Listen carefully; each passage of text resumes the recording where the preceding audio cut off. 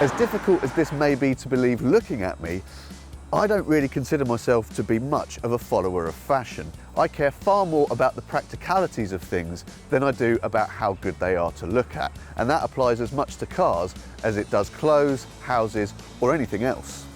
That's why I've never really got my head around the concept of the small SUV, like the Skoda Karoq here.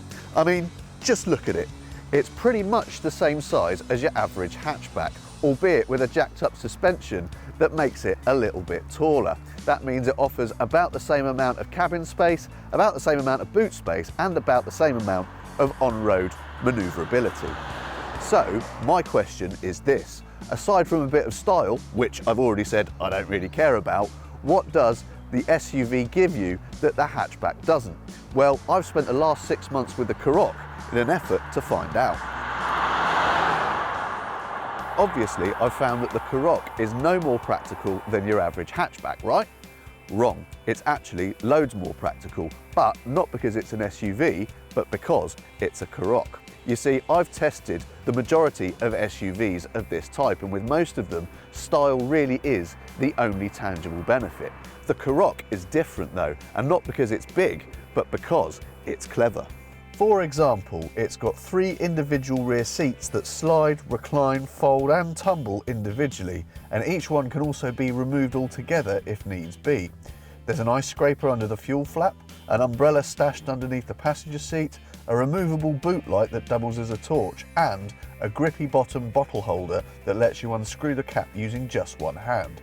Everywhere you look, there's another cargo hook or storage pocket or lidded cubby, and these are the sorts of touches that really set the Karoq apart from its numerous mid-size SUV rivals.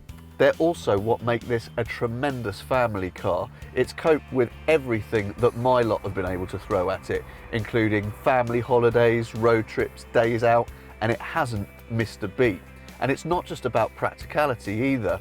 The Karoq's €5 NCAP stars are super appealing in a car that spends so much time carrying my kids. And the car has also been a comfortable and pleasant place to spend time, thanks largely to its impressive quality, user-friendly design and generous luxury kit.